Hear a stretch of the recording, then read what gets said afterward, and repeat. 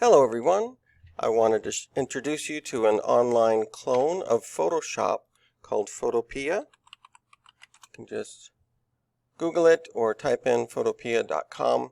It is going to look different from Photoshop, but it's got many of the same tools and formats.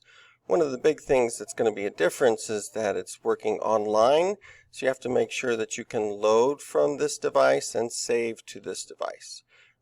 It is possible to also save to Google Drive, but it does need to be in your OneDrive folder. I would just go with this device. And you can then load the device, which is this computer, and it opens up a file explorer. And that way you can get to your favorite things project folder, and this is where you'll be able to open a Photoshop file and save as a Photoshop file.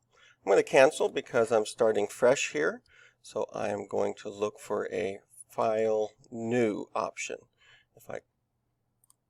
When I'm starting off, let me just go back to Home here. You also have this New Project and Open from Computer. It may show you a lot of Photoshop templates. We're starting with a blank one.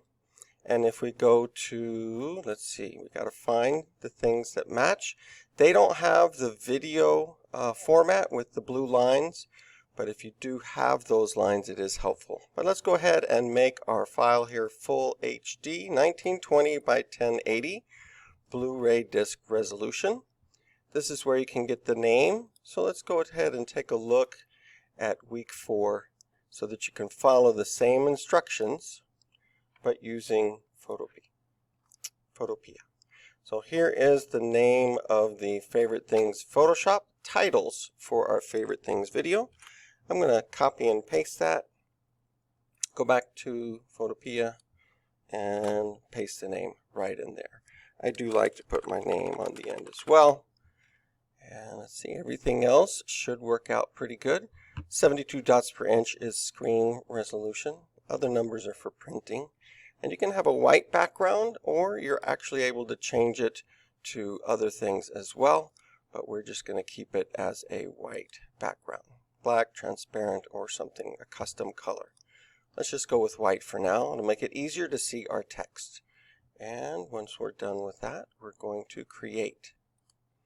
So the startup is very different, but here we have the same tools, the same menu options, and here's the layers over here. F7 does not show and hide the layers the way that Photoshop does. You'll see me doing that a lot. But let's go ahead and start with our first part here. We're looking for the T for typing tool.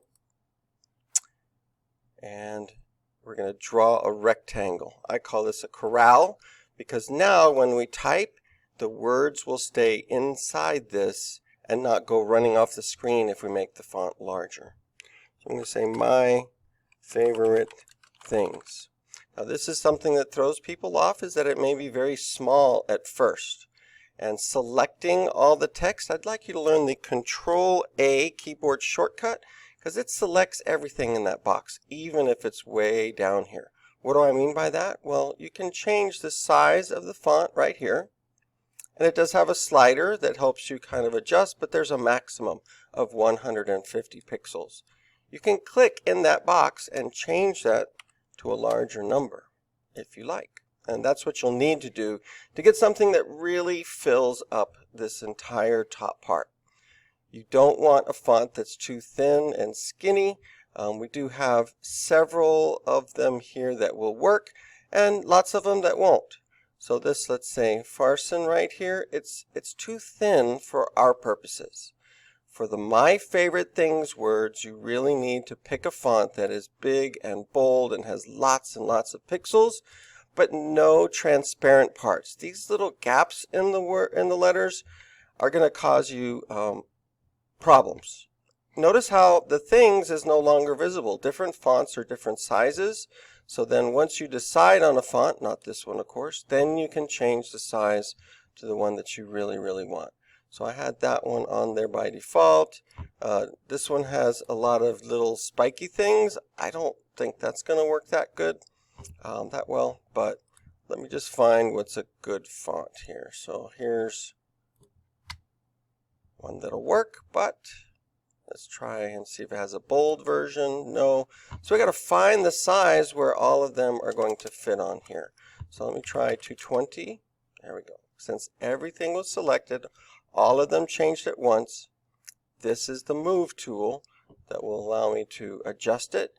Stay away from the edges. Give yourself a good margin and try and center it there. There is a centering tool that you could use, but with this, if it's in the corral, you can also move it around. That would be my favorite things. Here's the layer, my favorite things, and let's save this again. So I'm going to File and Save as a Photoshop file and get this saved on my computer in OneDrive so that I can access it from any of the computers here.